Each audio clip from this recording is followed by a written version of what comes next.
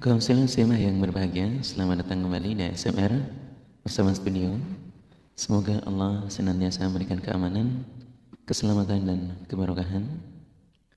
Kita lanjutkan bahasan kita tentang orang tua kita, ayah dan ibu kita, di mana karena orang tua kita lah kita ada di dunia, dan karena keduanya lah menjadi jembatan kita untuk bisa hadir di mana orang tua adalah menjembatani kita ada di dunia. Kaum muslimah yang berbahagia, kita baca kembali di dalam surah Al-Ahqaf ayat 15 dan 16. A'udzu billahi minasy syaithanir rajim.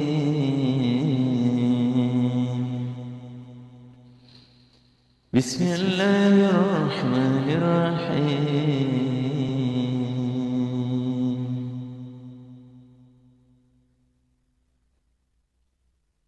ووصينا الإنسان بوالديه إحسانا حملته أمه كرها ووضعه كرها وحمله وفصاله 30 شهرا حتى إذا بلغ أشده وبلغ 40 سنة قال رب أوزعني أن أشكر نعمتك التي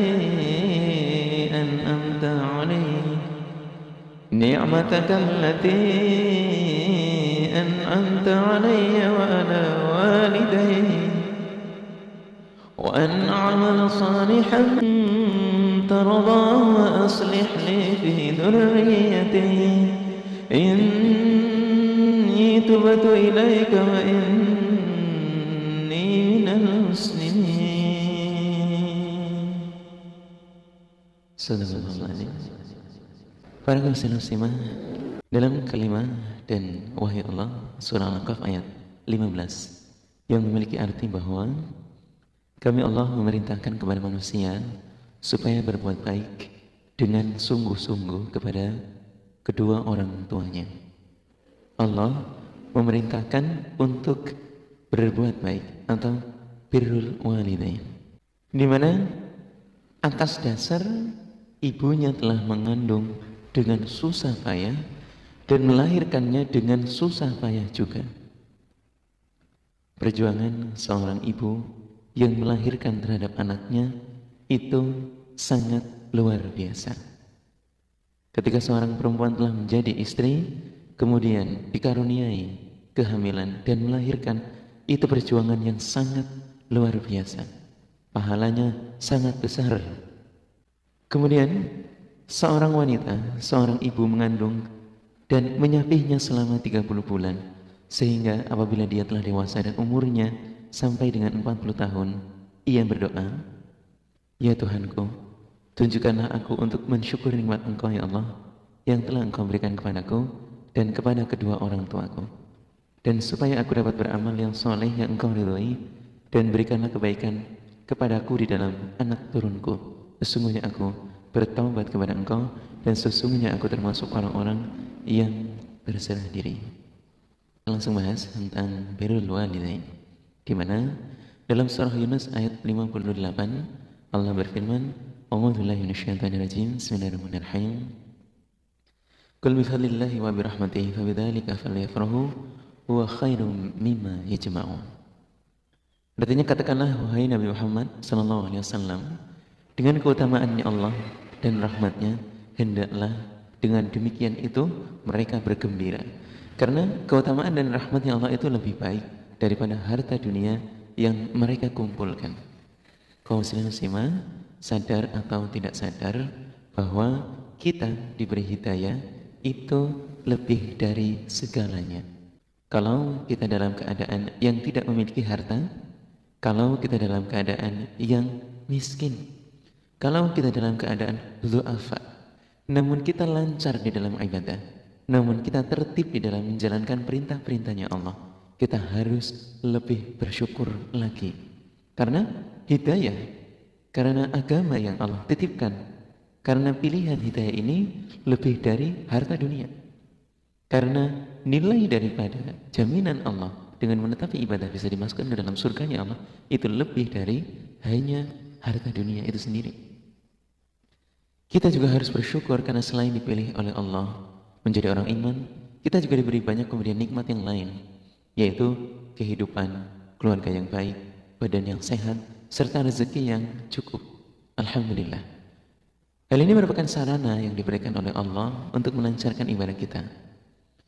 Di dalam sebuah hadis riwayat Tirmidzi disebutkan tentang keutamaan orang-orang yang selain diberikan hidayah, Allah memberikan kita banyak anugerah yang lain. Ini harus menjadi kesyukuran yang luar biasa. Riwayat Tirmidzi menyebutkan ialah man asbaha minkum aminan fi sirbihi mu'afan fi jasadihi indahu qutu yaumi faka'annama haizat lahu dunya. Siapa saja yang di antara kalian diberikan keselamatan di dalam keluarganya, pagi-pagi kita dalam keadaan yang aman, keluarga kita dalam keadaan yang sehat, bangun dalam keadaan yang diri kita semuanya tentram semua, semuanya bisa melaksanakan mencari amalan tambahan, bisa mengerjakan pembacaan Quran, mendres bersama dengan keluarganya. Kemudian sehat di dalam badannya. Di sisi lain bahwa sehat ini merupakan nikmat Allah yang kedua setelah hidayah. Kok dalam sehari kita diberikan kesehatan yang luar biasa seperti ini? Dan di dalam satu hari ini kita telah tersedia makanan yang cukup, meskipun harus mencari terlebih dahulu, meskipun harus pagi-pagi menyiapkan terlebih dahulu, ya, maka seakan-akan dunia dikumpulkan baginya. Dalam riwayat Tirmidzi menyebutkan bahwa hal ini merupakan suatu kesyukuran yang luar biasa. Hal ini menggambarkan bahwa seolah-olah kita itu memiliki keseluruhan dunia yang ada. Kalau kita diberikan kecukupan oleh Allah dengan semua yang kita perlukan, itu seperti halnya dunia milik kita. Luar biasa. Alhamdulillah. Kita yang sudah berkeluarga dengan adanya istri dan anak-anak yang selalu mendampingi kegiatan keseharian kita, melancarkan ibadah kita, bahkan menolong terhadap kesulitan yang kita hadapi, akan menjadi kekuatan yang begitu besar dan harta yang tidak tergantikan. Istri yang solehah adalah harta yang paling berharga yang dimiliki oleh seorang suami tentunya.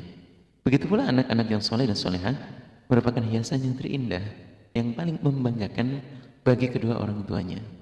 Sebagaimana diterangkan dalam Rawi Muslim, ialah tentang keutamaan seseorang yang memiliki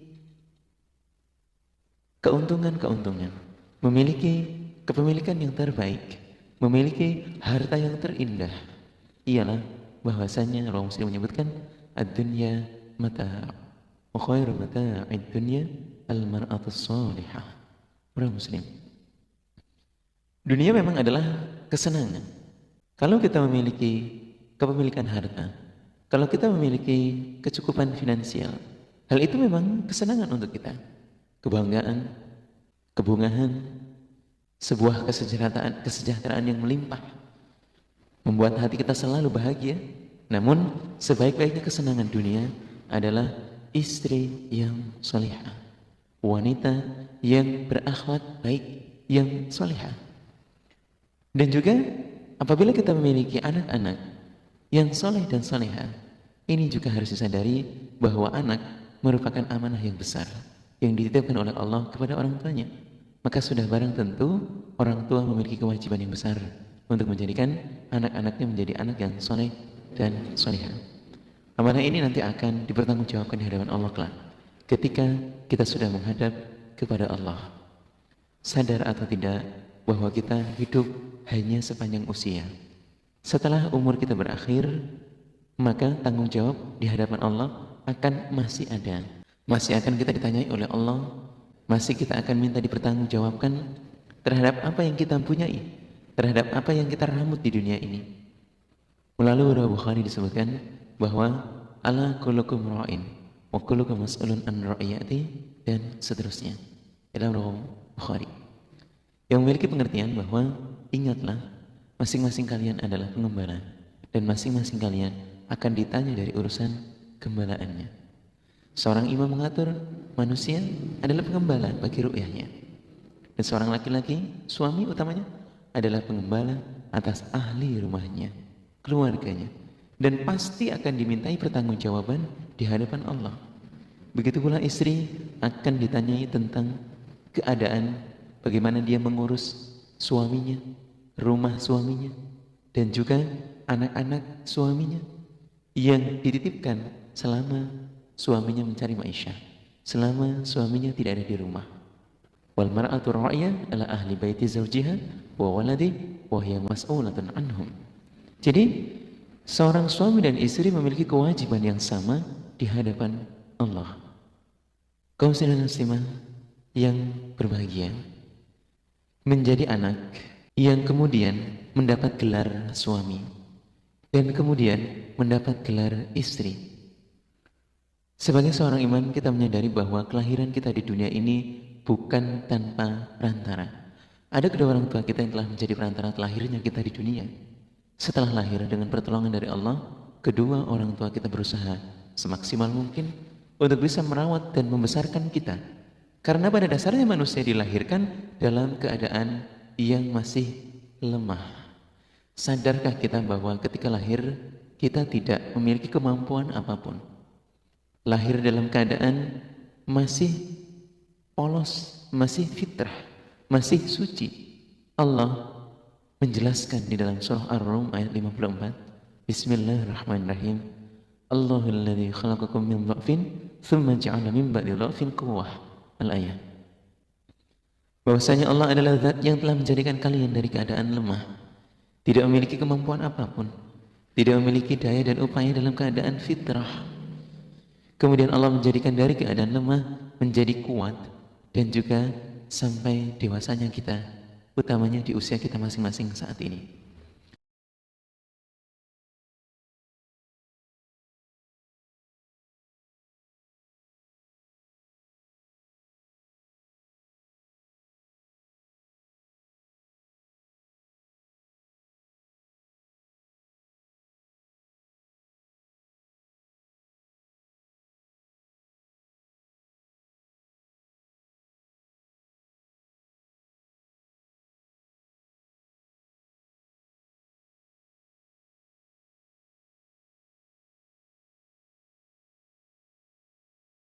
Membahagiakan terhadap kita sebagai anaknya.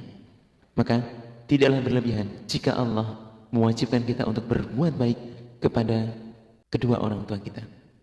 Firman Allah menyebutkan dalam surah An-Nisa ayat 36. Bismillahirrahmanirrahim. Wa'budullah wa la tusyriku bihi syai'an wa bil walidaini ihsana. Allah memerintahkan sembahlah Allah dan jangan kalian mempersekutukannya dengan sesuatu apapun. Dan yang paling pokok adalah berbuat baiklah kalian kepada kedua orang tua dan dengan sungguh-sungguh. Jadi berperilaku baik itu bukan hanya karena kita menuakan kedua orang tua kita, menjadikan beliau menjadi seorang yang sepuh, tapi perintah untuk berbuat baik kepada orang tua adalah perintahnya Allah secara langsung. Sama kedudukannya seperti Allah memerintahkan kita untuk sholat, sama halnya memerintahkan kita untuk beribadah haji, sama halnya memerintahkan untuk melakukan zakat. Jadi sederajat. Dalam surah Bani Israil juga disebutkan Bismillahirrahmanirrahim. Wa qadara rabbuka alla ta'budu illa iyyah wa bil walidaini ihsana. Dan seterusnya. Al-ayat. Surah Bani Israil ayat 23 menyebutkan bahwa dan Tuhanmu Nabi Muhammad SAW memerintahkan supaya kalian jangan menyembah kecuali selain Dia Allah. Perintah pertama adalah untuk menyembah Allah, dan berikutnya adalah hendaklah kalian berbuat baik kepada kedua orang tua dengan sungguh-sungguh, upaya betul, lahir batin, tidak memprioritaskan dengan sesuatu yang egois. Banyak upaya yang harus dikorbankan untuk berbuat baik kepada kedua orang tua. Jika salah seorang di antara keduanya, atau mungkin kedua-keduanya sampai berumur lanjut, dalam peramutan kita, di dalam penjagaan kita, baik itu dekatkah ataupun jauh ke orang tua dari sisi kita, maka jangan sekali-kali kamu mengatakan kepada keduanya perkataan yang menolak, yang merendahkan, yang menjatuhkan, kalimat kalimat hus, dan janganlah membentak kepada keduanya, dan ucapkanlah kepada keduanya dengan perkataan yang sangat menghormat, yang mulia, yang baik, agar anak lebih memahami kewajiban untuk berbakti kepada kedua orang tuanya. Maka orang tua juga harus lebih memahami kewajiban dalam merawat dan mendidik putra-putrinya. Para kaum muslimah yang berbahagia, dua-duanya memiliki kewajiban. Tapi bagaimana kita sebagai seorang anak harus lebih menyadari kewajiban kita. Tidak semua orang tua masih ditemani oleh orang tuanya, sehingga yang ada hanyalah pusaran, yang ada adalah makamnya, yang ada hanyalah peninggalannya, yang ada adalah nasihatnya, yang ada hanyalah fotonya, yang ada hanyalah semua nasihat-nasihat baiknya. Kemudian apa yang kita bisa lakukan untuk kedua orang tua kita? Apa yang kita bisa upayakan untuk kedua orang tua kita? Atau maka Rasulullah SAW menjelaskan di dalam Riwayat Ibnu Abi Hatim dari Abi Darda, disebutkan bahwa Rasulullah SAW memberikan nasihat khususnya untuk seorang anak, khususnya untuk seseorang yang baik orang tuanya masih hidup, bahkan yang orang tuanya telah meninggal dunia. Apa pesannya? Ialah dzakarna inda Rasulullah sallallahu alaihi wasallam az-ziyadah fil umr faqala innallaha la yu'akhiru nafsan idza jaa ajaluha wa innama az-ziyadah fil umr ay yarzuqallahu al-'abda dzurriyyah salihah yad'u lahu falhaquhu du'a'uhum fi qabrihi. Rawi Ibnu Abi Hatim. Dari Abi Darda dia berkata, dalam suatu ketika Rasulullah sedang bercerita tentang bertambahnya umur. Kemudian Rasulullah bersabda, sesungguhnya Allah tidak akan mengakhirkan ajal.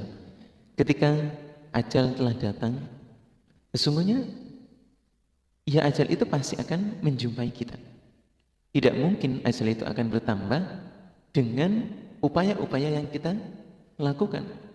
Ketika Allah sudah memberikan waktu ajal kita berakhir, ya sudah, berakhirlah dia. Tidak akan ada lagi tambahan waktu usia. Kalau sudah datang waktunya, malaikat Israel mencabut terhadap usia kita, umur kita, roh kita, ia berakhir.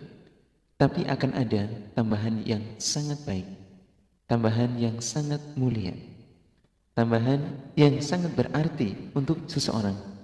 Ialah tambahan amalan, tambahan amal ibadah, rezeki seseorang, di mana rezeki atau amalan ini diperoleh dari seorang anak yang solihah, yang selalu mendoakan kepada orang tuanya.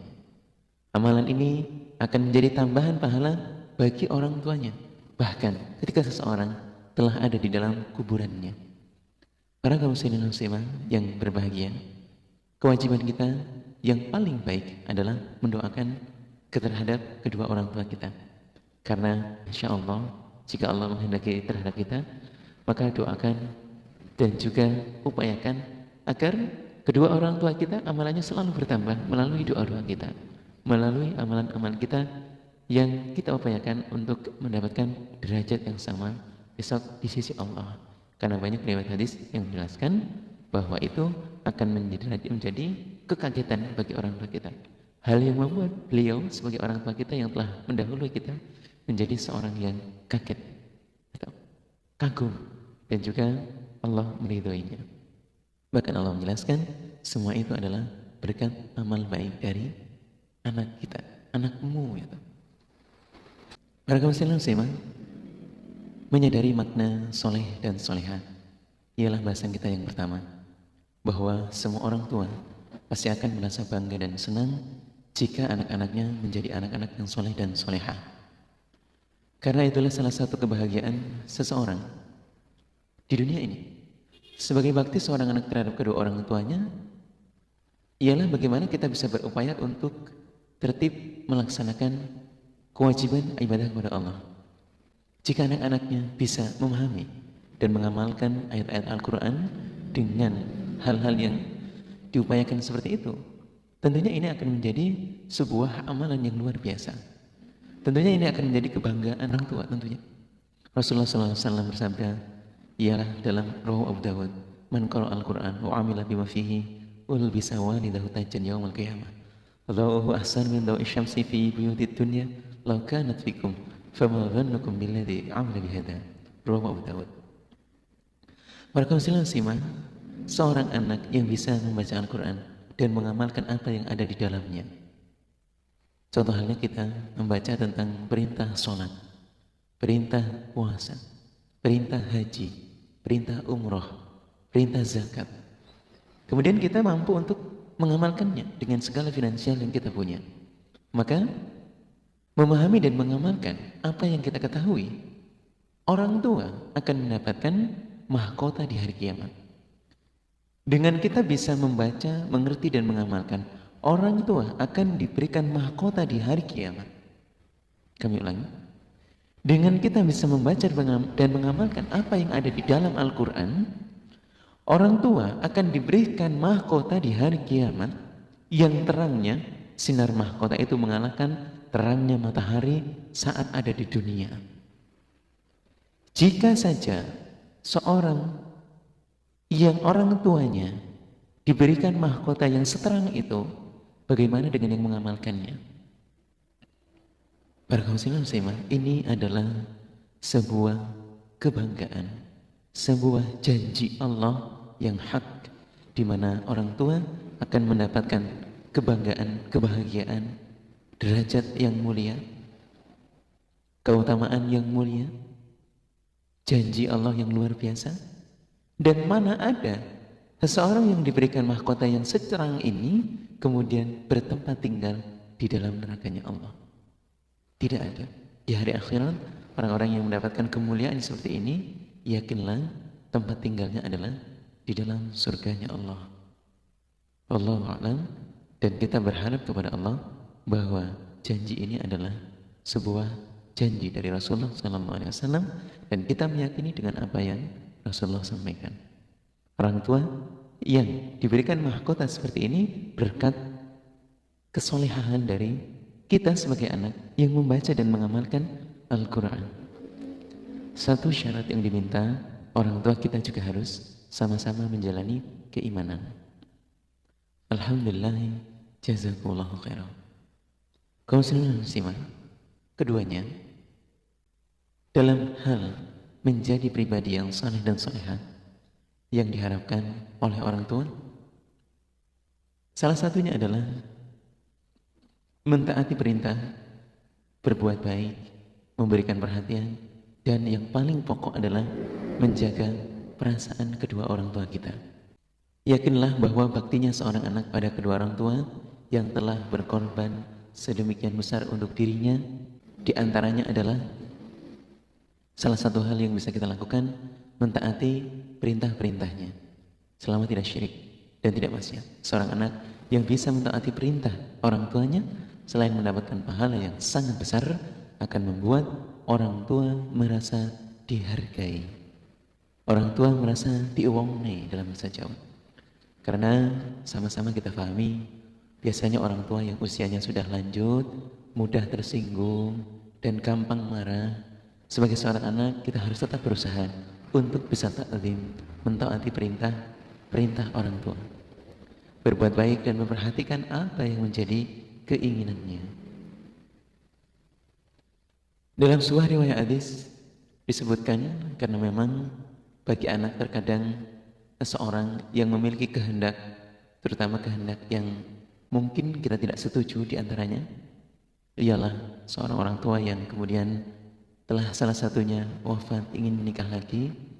Kita kemudian tidak setuju hal itu, ya kita harus korbankan, kita tunjukkan kesolehan kita dengan cara bahwa meneladani sebuah kisah dari Usamah bin Zaid yang beliau diperintahkan untuk menebang pohon yang hasilnya sebenarnya sangat mahal pada saat itu. Kalau dirupiahkan itu bernilai lebih dari puluhan juta.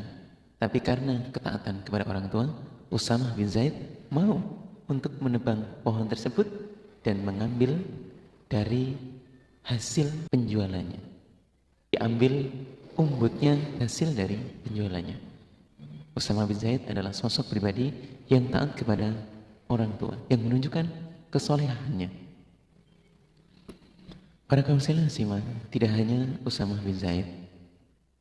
Di zaman dahulu banyak contoh-contoh yang membuat kita kagum akan ketaatannya, kesolehannya, menunjukkan ketaatan dan kesolehannya kepada orang tuanya. Mari kita lebih dalami tentang karakter sebagai pribadi orang tua. Sudah sama-sama kita ketahui bahwa orang tua itu semakin bertambah usia, maka akan semakin lemah fisiknya. Sebagai seorang anak harus berusaha memberikan perhatian. Jika Allah memberi kemampuan dan telah berpenghasilan sendiri, supaya berusaha untuk bisa membantu kebutuhan orang tuanya. Seperti dalam kisah tentang 3 orang yang terjebak dalam gua. Salah satu di antara mereka lantaran sering berbakti kepada orang tuanya, maka tergeserlah batu yang menutup pintu gua tersebut. Ini adalah sebuah kisah tentang perjalanan 3 orang yang mengadukan kebaikannya kepada Allah. Sehingga ketika 3 orang tersebut salah satunya pernah dalam keluarganya selalu berbakti kepada orang tuanya, di mana dia juga punya istri, punya beberapa anak, tapi tetap mengutamakan kedua orang tuanya, Allah mengabulkan permohonannya ketika susah. Dalam hal ini dia lebih mengutamakan kedua orang tuanya daripada istri dan anak-anaknya. Ini contoh yang sangat menginspirasi untuk kita.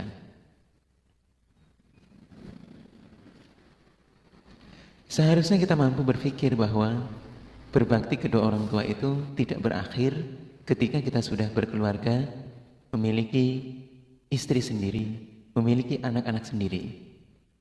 Atau berbakti kepada orang tua itu tidak hanya kewajiban anak-anak muda saja. Jadi jangan berpikiran bahwa ketika kita masih sebagai seorang yang muda-mudi, menjadi seseorang yang belum punya suami dan istri, masih wajib. Namun ketika telah mempunyai istri dan anak-anak, kemudian menjadi tidak wajib. Jangan berpikiran demikian. Seharusnya hal itu tidak akan harus berakhir. Karena kenapa? Justru ketika seseorang sudah berkeluarga, biasanya ekonominya mulai meningkat. Maka dengan adanya pertolongan dari Allah, lewat meningkatnya kehidupan itu, seharusnya lebih memperhatikan kebutuhan orang tuanya yang kondisi fisiknya semakin melemah. Sadar atau tidak, kita pun akan mengalami hal ini. Meskipun kita telah berkeluarga, meskipun kita telah memiliki anak dan istri, untuk berbakti kepada orang tua itu tidak berakhir. Sadar atau tidak, nantinya kita juga akan mengalami hal yang sama. Mungkin saat ini 40 tahun ke atas kita masih mampu bekerja, masih bisa menghasilkan, masih produktif. Tapi nanti ketika usia kita 50, 60 tahun, kita akan sama berada di sisi anak-anak kita yang mereka masih kuat, kita sudah lemah, sudah loyo. Mungkin lebih tua lagi di usia 70 tahun kita, di usia 80 tahun kita. Apa yang kita bisa harapkan dari kelemahan-kelemahan itu, selain pada dasarnya kita pun akan menyadari anak-anak semakin mampu ya, semakin baik ya ekonominya. Terus apakah kita tidak berpikir-pikir dengan penuh kesadaran saat ini kita ada di posisi itu, di mana dalam posisi itu kita nanti akan berposisi yang sama seperti orang tua kita ada di posisinya saat ini. Maka dalam urusan ibadah kepada kedua orang tua, seorang anak harus lebih memperhatikan kelancarannya. Terlebih lagi ibadah-ibadah yang wajib seperti halnya sholat 5 waktu, puasa Ramadan, zakat fitrah, dan lain-lain.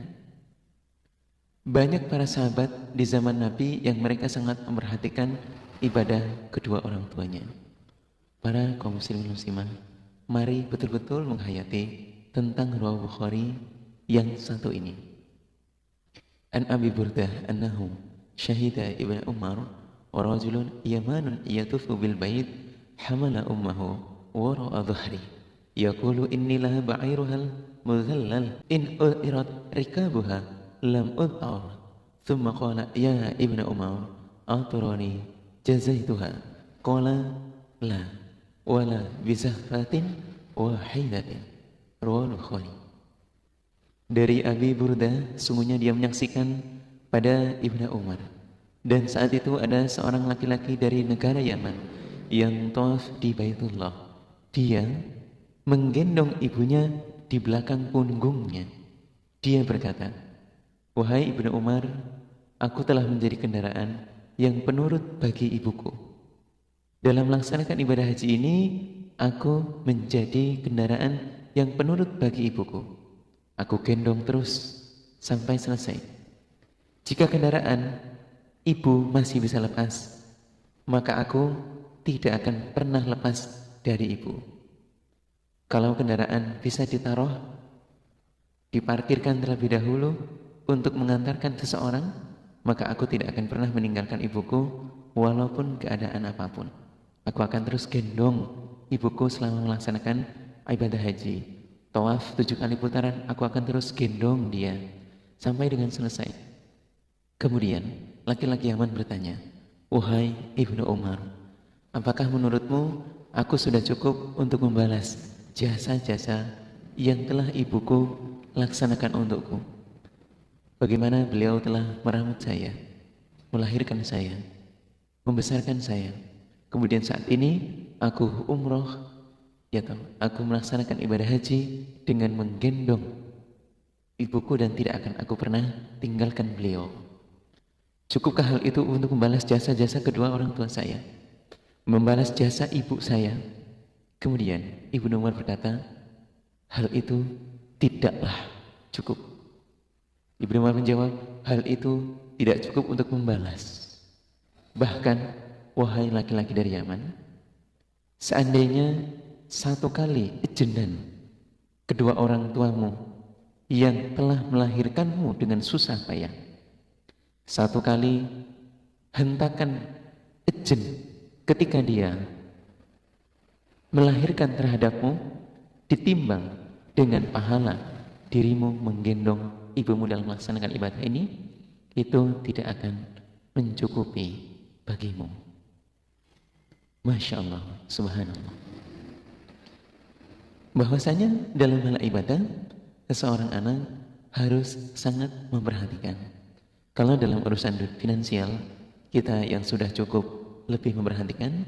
Dalam urusan ibadah, lebih-lebih lagi. Jangan sampai orang tua kita telendrang dalam ibadah.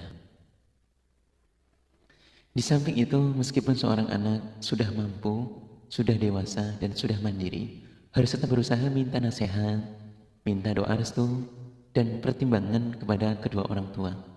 Terkadang seorang anak yang sudah dewasa, sudah merasa mampu melakukan sesuatu untuk dirinya, melupakan untuk minta nasihat, doa restu, dan pertimbangan orang tua.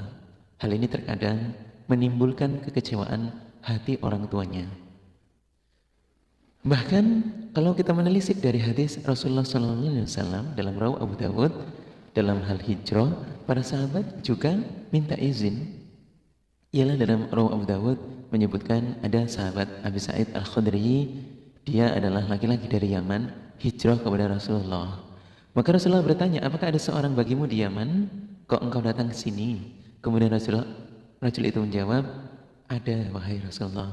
Kedua orang tuaku ada di wilayah Yaman." Kemudian Rasulullah bersabda, "Apakah keduanya memberi izin kepadamu?" Kemudian Rasul tersebut menjawab, "Tidak, wahai Rasulullah." Ketika dia hijrah kepada kediaman Rasulullah, kepada wilayah yang Rasulullah inginkan, dia tidak mengizinkan. Ketika Rasul tersebut hijrah ke Madinah, dia tidak mengizinkan. Kemudian Rasulullah memberikan keputusannya bahwa kembalilah kepada orang tuamu, mintalah izin kepada keduanya.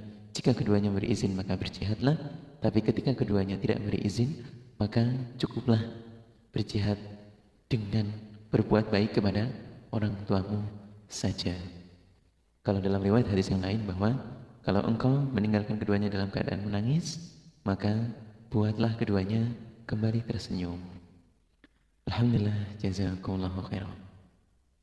Terakhir, cara kita untuk menjadi pribadi yang soleh dan soleha adalah dengan berdoa untuk kedua orang tua kita. Berdoa untuk kebaikan kedua orang tua kita. Wujud kesolehan dan kesolehan anak kepada kedua orang tua adalah selalu mendoakan kepada keduanya. Meskipun kedua orang tua kita telah tiada. Orang tua yang memiliki anak yang soleh dan soleha, yang selalu mempraktekkan berdoa dan mendoakan kedua orang tuanya, doa tersebut akan selalu sampai kepada kedua orang tuanya, sekalipun orang tuanya telah meninggal dunia.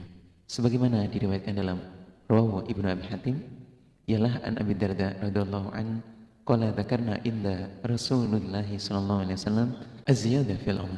Faqala inna Allah la yu'akhiru nafsan idza jaa ajaluha.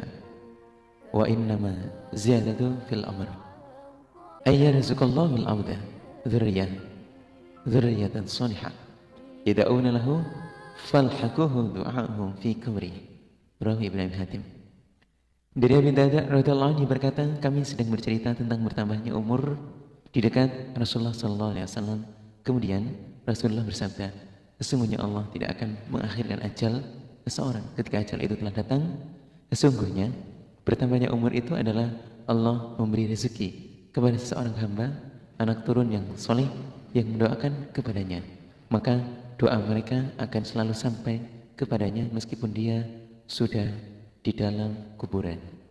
Jadi ketika seseorang ingin mendapatkan kemaslahatan, kebaikan dari seseorang yang lain, seorang anak ingin memberikan kebaikannya, kesolehannya kepada orang lain, utamanya kepada orang tua, maka doanya sangat bisa untuk memberikan keberkahan kepada kedua orang tuanya. Karena meskipun di dalam kuburan, doanya tetap sampai. Karena meskipun anaknya berbeda alam, doanya tetap akan sampai, menjadi tambahan amal yang baik untuk kedua orang tuanya. Alhamdulillah, jazakumullahu khairan. Ketika telah berakhir hidupnya kedua orang tua kita saja, wajib untuk mendoakan. Apalagi jika orang tuanya masih hidup, dan apalagi jika kedua orang tuanya tidak mendapatkan petunjuk di dalam hidayah, maka seorang anak harus bersungguh-sungguh untuk menyelamatkannya dengan selalu mendoakan kepada Allah agar Allah memberikan petunjuk hidayah, sehingga nanti kita akan bertemu lagi di akhirat, bertemu lagi di hadapan Allah dengan membawa amalan kita yang diterima oleh Allah. Alhamdulillah.